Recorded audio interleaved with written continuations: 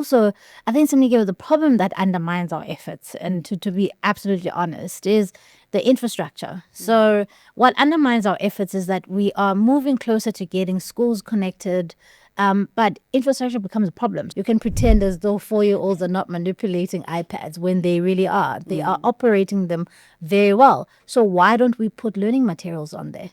Why don't they utilize those at school, at their early child learning center? So we have to make sure we've got teachers that are well trained. We've got the right learning and teaching material, that we are prioritizing funding in that space. Because you know why? Once children are able to read and write and read for meaning, then they are able to take up complicated subjects.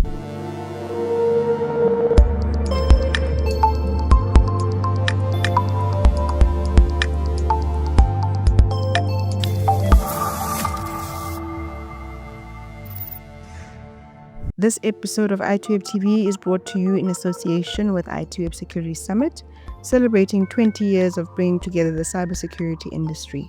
For more information, visit itweb.co.za. Hello and welcome to ITWeb TV. My name is Siviwe Gwarube. Today in studio, I'm joined by a special guest, Minister in the Department of Basic Education, Minister Siviwe Gwarube. The minister joins us to talk to us more about the role of technology in education, bridging the digital divide, as well as some of the issues that may be impacting or are impacting the South African basic education space. Minister, welcome. Thank you for making the time to chat to us. Thank you, Simnike. It's good to be here. It's good to join the viewers and the readers of ITWeb. Thank you. Minister, just to get us started, we're nearly a year into the Government of National Unity, and we're nearly a year into your role as the Minister of Basic Education. I just want to hear from you in terms of what have been some of your observations around, access to technology tools, access to teacher training, as well as just, internet access in South African schools. What have you observed in the time? So I think if we're talking about technology and connectivity, we have to look at various ways. So there are many touch points for the South African education system for technology and connectivity, places where we do very well and places where we don't do so well. So on the one side is the issue around connectivity. We're not as where we should be, where we would like to be. This is a collaborative effort between us, the telemarketing companies, and also the Department of Communications and Digital Technologies. They are responsible for connecting us and connecting all 24,000 schools. Of course, not all 24,000 schools are quintiles 1 to 3. So for the viewers and the listeners, quintiles 4 and 5 are mostly your wealthier schools. So those will be your schools mostly in affluent areas who are, by virtue of being wherever they are likely connected and likely to be fee-paying schools as well. So then those schools are able to generate their own income. Then you also then have your quintiles 1 to 3 schools. Now, these are these schools that are in your township areas, in your rural areas, and that's where the big focus is. So the one side is connectivity. But the other side is, what do you do once you are connected? You need devices, you need teaching aids, you need also training. Because what I found is that where we've even had donations, for instance, companies love to say, we'll donate 35 iPads, for instance. And it falls flat if, for instance, the teacher can't utilize those tools to be able to show children how best to utilize them. So they gather dust. And so if you are talking about bridging the digital divide, it's not just about taking your learners with you. It's about taking your teacher along with you. Because once the teacher is left behind, I can guarantee you that no technology will be used and that the old way and techniques of teaching will be used. So this connectivity, it's the use of technology in learning and teaching. And then, of course, we're looking at just the role of AI just on a broader scale. Then this is now the global conversation around use of AI and the like. So those are the three touch points really for education and technology. So what is the department, if we have to start with the teachers in the classroom, get them the training, these tools are here. So what is the department doing to actually provide that training, get them in? Some of the teachers can be a bit uninterested at the getting to learn new things, i.e. technology can be a bit intimidating. Yeah. So what is the department doing to help that or to drive that, So look, also you have to be realistic, right? So you get your cohort of teachers. There are some teachers who are much older, and then you get your much younger teachers who are more amenable and able to use technology, and you can teach them. And so in our teacher training courses, we incorporate all of this. We have what we call these connectivity hubs that we co-host with the Department of Communications, where we can have teachers and educators and being able to go for themselves and see learning material, teaching material, and essentially teaching aids for themselves. But like I said, you have to be realistic about your workforce. So if you can't realistically expect a teacher who is 60 years old to go and start learning how to use technology at a very late stage in their career. It's not fair. And also they have other things that they can contribute to curriculum development. We find that the skills mix in schools is actually quite great. So the introduction of of younger teachers with older teachers, because what the older teachers have is what we call pedagogy. So the know-how of teaching in the classroom. So that mix is not lost on us. And so you have to be honest about your workforce, but there are obviously interventions for teachers who are able to be able to utilize technology. But the most exciting thing for me, I think, as a policymaker, that technology is able to provide is we have what we call in education SA SAMS, which is essentially a technological platform that has all 24,000 schools and their data on this platform. So essentially the department, if I say I am looking for a primary school in Alfred Nzo West District in the rural Eastern Cape, they are able to drill down into Alfred Nzo West. They're able to drill down into that school, and then I'll say I want the grade 2 class. They're able to drill down into that grade 2 class. Then I say I'm looking for Simnigiwe's sort of attendance in school, marks, and the like. And as I say, it's a game changer for me as a policymaker, because wherever I go around the country to go visit schools, I'm able to say I want to see the profile of this district where I'm at. Is attendance a big problem? Is are children not doing very well with reading and literacy and the like? So you can be able to pick that up. And I think it's important, because as lawmakers and as policymakers, we have to be led by data and evidence.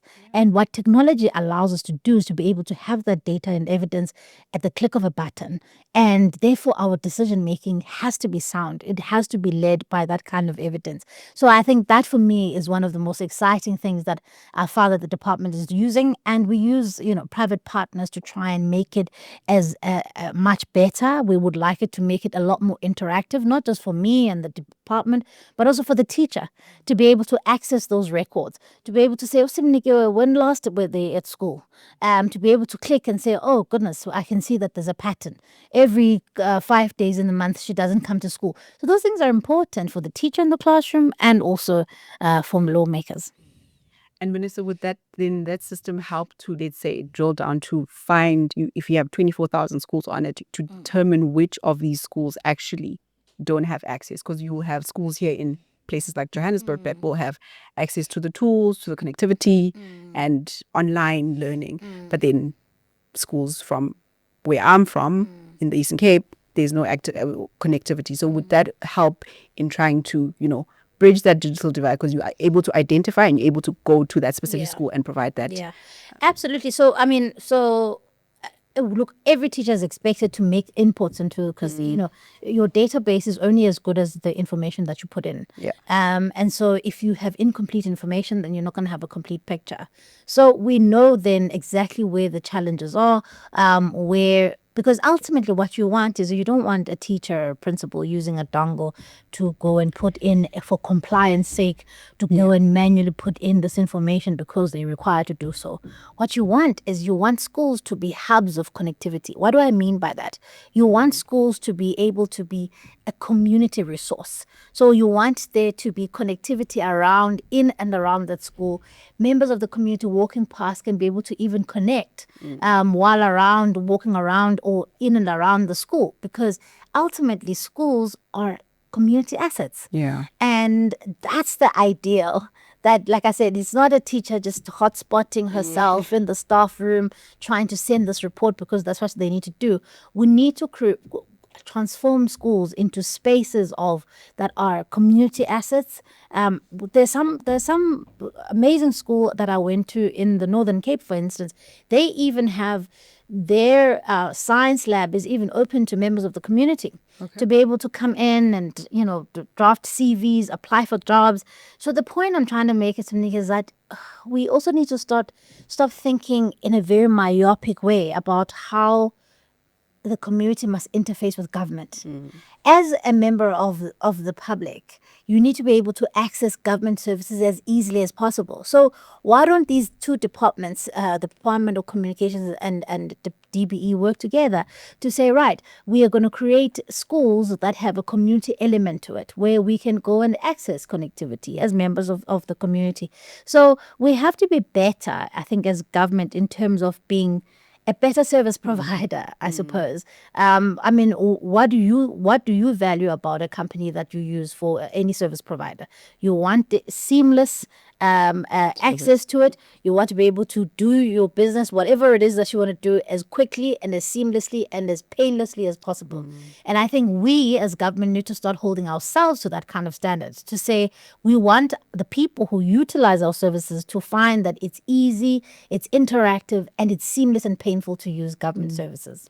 And are you then, Minister, working with the Department of Communications and Digital Technologies? What type of partnership is happening in, We have to very much work together because our work, we work in lockstep with one another. There are kind of a lot of programs that, especially around schools, that they do, around connectivity and connecting of schools that they do. And so obviously we point to them, and companies like MTN, Vodacom, Celsi, and others, and Telkom, we point to them to say, this is a database of schools, this is where we need connectivity. And all four of these communications companies actually have a CSI component that they need to meet to be able to do business in South Africa. So one of them is connecting schools. So there is also a requirement of these companies to basically be able to annually meet a target of connecting certain schools. So that helps because it allows us to move closer and closer towards the target. So that's the interface. So we're working very closely with them in this kind of work. Just to go back on the 24,000 schools in South Africa, in terms of the quintile 1 to 3, do we have can we quantify how many of those are connected or unconnected? It will be difficult for me to say at the top of my head, but I think we are moving closer and closer to that. But also, I think the problem that undermines our efforts, and to be absolutely honest, is the infrastructure. So what undermines our efforts is that we are moving closer to getting schools connected, but infrastructure becomes a problem. So whether it is electricity or the unreliability, the unreliable nature of electricity, whether it's vandalism, our efforts, while we are moving in the right direction, are often undermined by the very nature of where some of these schools are found. Because, some of these things won't work if there isn't reliable electricity. Some of these things won't work if they are vandalized because the place and the community in which the school exists in is unsafe. So we are making good progress, but I sometimes despair that even as members of the community, we're not looking at schools as our own assets to look after for children. I mean, there are places where matric students have been given tablets to be able to utilize and access educational information and to be able to access material that they need for revision work or whatever the case may be. But they can't take them home because of crime in our communities. So they have a limited use of that device. So it's only during work hours, and then they have to lock it up in a safe. And even then, those schools become targets of crime. So So it's not insurmountable, but there is a level and an element of which I really want South Africans to start looking at schools differently, looking at them as assets and as theirs, a place that belongs to them and their children. Because once we have that mindset shift, then we are able to protect our schools because of the community members themselves. Yeah. I hope they hear you and your message reaches them. But you're right. You're absolutely right. Yeah. Just on the maths and science pass rate for matrics hasn't necessarily been inspiring over the last couple of years. And now I think in this year's 2024 results that were released this year, is that a lot of the learners are there's the participation towards, to take up that subject, those two subjects isn't great anymore. It's always is kind of dwindling down. What do you think needs to happen to actually encourage young people to actually take up those subjects? Because if we are looking at sectors like ICT, which require you to have maths and science, and there are lots of opportunities for young people to be in those fields, and if they're not taking these two subjects, how does the department then try to work around that or address that particular challenge? Yeah. So I am also particularly concerned about the uptake of maths and science. I think we could be doing a lot better. Also, we are finding that a lot of learners will take maths and science up until grade 10 and then they'll start to drop off because of fear of failure. And so, Siviwe, the answer is going to be a little bit long-winded, but here it is. There isn't a one-size sort of silver bullet fix to this. What we have to do is we have to make sure that we strengthen the foundations of learning. So we have to almost take the system as we know it and the importance of matric as we've always known it, and we have to basically turn the system upside down. And we have to say the most important here is the foundations of learning. How are we making sure that our 0 to 4 children are able to read, manipulate complex puzzles, utilize technology from those ages? Because whether we like it or not, children are interacting with technology. The question is, are they interacting with technology in the way that we would like them to, in a way that is educational to them? You ask any 2-year-old to manipulate a phone. You will be amazed at what they are able to do. But the question is, are we putting the right devices, the right information in the hands of children? So we have to firstly get the foundations of learning 0 to 4 right. Then we have to get the foundations of learning grade R all the way to grade 3 correct. So we have to make sure we've got teachers that are well trained. We've got the right learning and teaching material, that we are prioritizing funding in that space. Because you know why? Once children are able to read and write and read for meaning, then they are able to take up complicated subjects.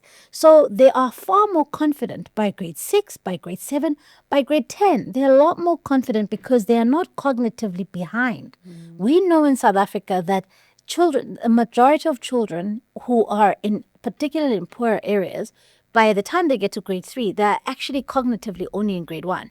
So that is a massive problem and it's a crisis. The only way to fix the math and science question is to make sure we get the foundations of learning right, so that by the time they get to grade 10, 11, and 12, they're far more confident. They're able to take these complex subjects and they're able to learn through them.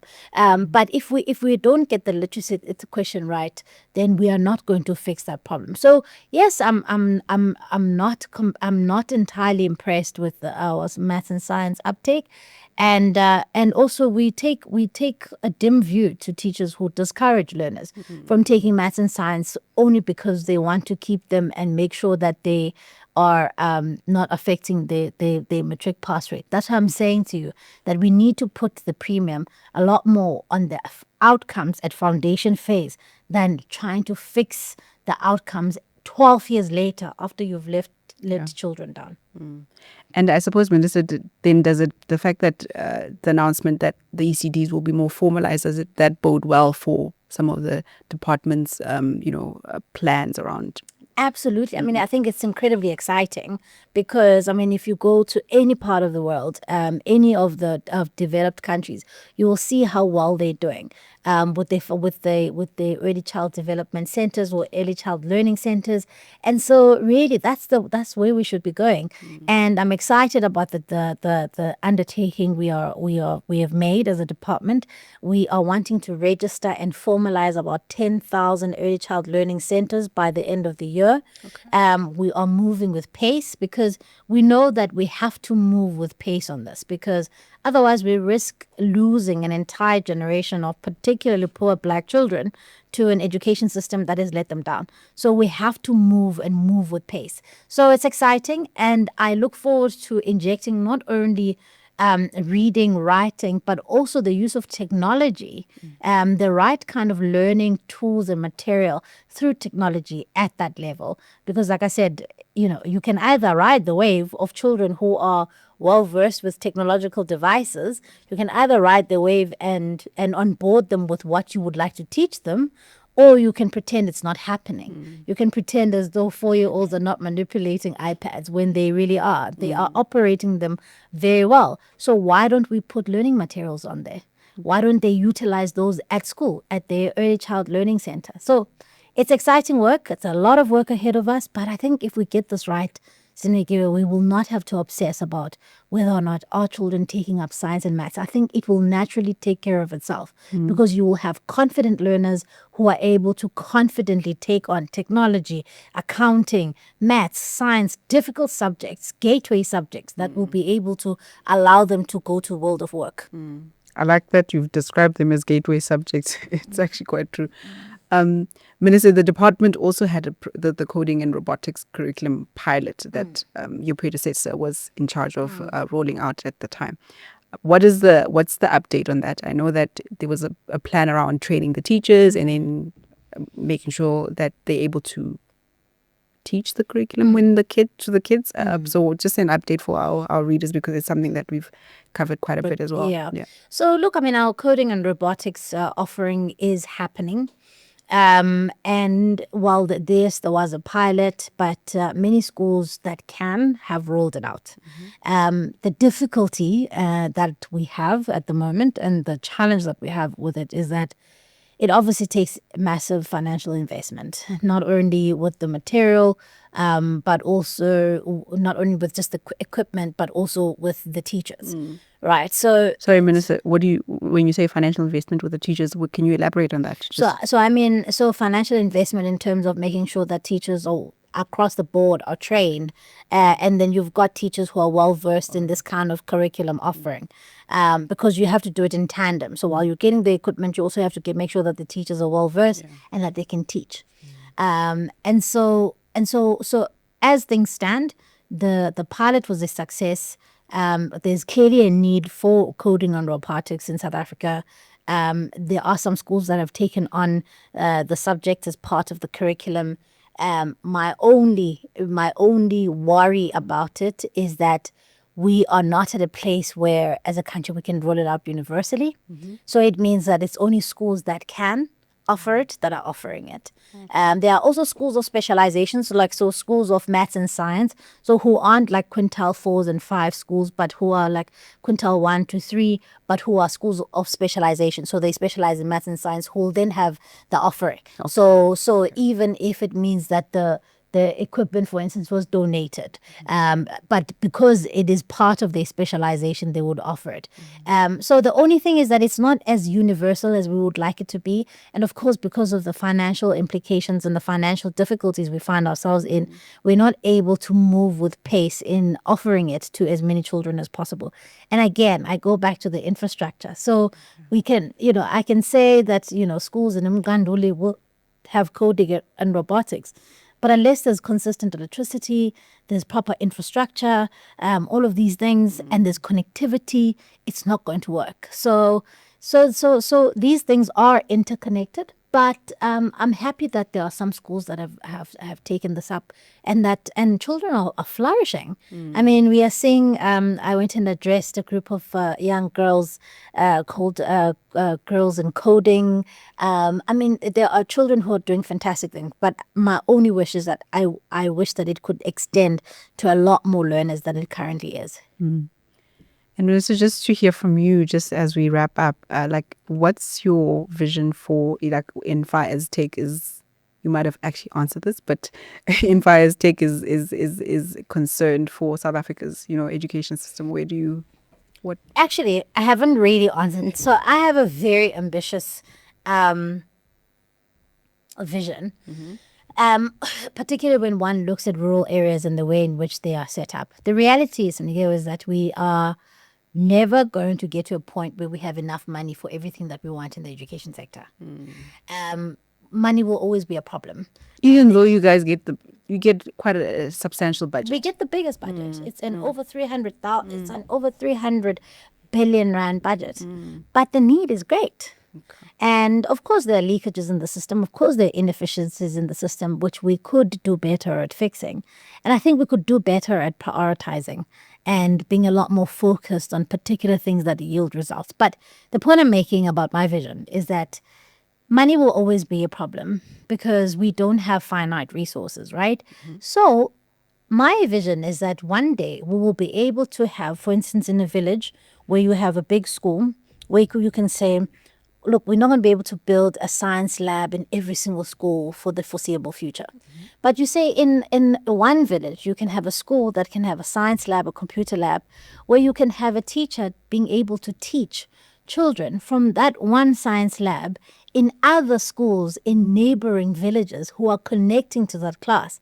It's a lot better than saying we're not offering pure science or pure maths because we don't have a lab. Of course, would I rather have the children, the learners interacting with the material themselves? Of course. But technology can really try and short circuit a lot of some of the things that we are lacking in. So I want us as a country to not think about the long lapse we still need to do to catch up with the first world and the developed world. Why don't we think about how do we shortcut using technology and saying, okay, well, we may not have the finite resources that we want, but we can say, let's develop a hub here. Let the school, whatever school, be the hub in the group of these villages. And every single, at 2:00, here's a lesson, a science teacher. There's one teacher, one science lab, a whole lot of group of learners connect to it. And so, that's what technology can do for you. You can literally have one very good science teacher teaching hundreds of learners at the same time. And I think that we should try and use technology to try and really shortcut some of the things that we need to do to catch up to some of our developing world counterparts. Awesome. And I suppose, Minister, if it's happening within the health space in terms of like a doctor getting into another hospital, but the hospital doesn't have the necessary resources, but the doctors over at that hospital are able to tune into that video or that lesson, then if it's happening, my point is, if it's happening in health, why not in education? Exactly. It's happening in this very country right now, where you can have a doctor that's connecting to a particular place and taking through those doctors how to go through, for instance, a complex surgery. So that's exactly what I'm saying. Like, that's for me is what I have in my mind. And I'm just thinking about all the learners who are missing out on these things that could actually be plugged in.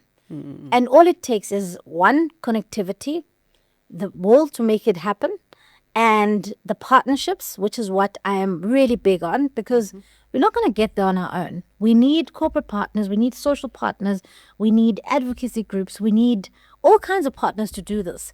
But the right kind of partnerships, you can literally set up a state-of-the-art place. And then we need the community to help us secure that place. Because, I want to be able to have a state-of-the-art school that is a resource to neighboring villages. But then we also need communities to say, we own that thing. That is where our children get an education, and we will protect it with everything we can. But it can happen. It is possible. And we can shortcut every single thing and try and get children connected and learning as quickly as possible. Awesome. Thank you so much, Minister. Thanks for your insights. Thank you. Thank you for having me. Thank you. That was the Minister of Basic Education, Siviwe Gwarube. Thank you for watching, and for more on these, please follow here. This episode of ITWeb TV is brought to you in association with ITWeb Security Summit, celebrating 20 years of bringing together the cybersecurity industry. For more information, visit itweb.co.za.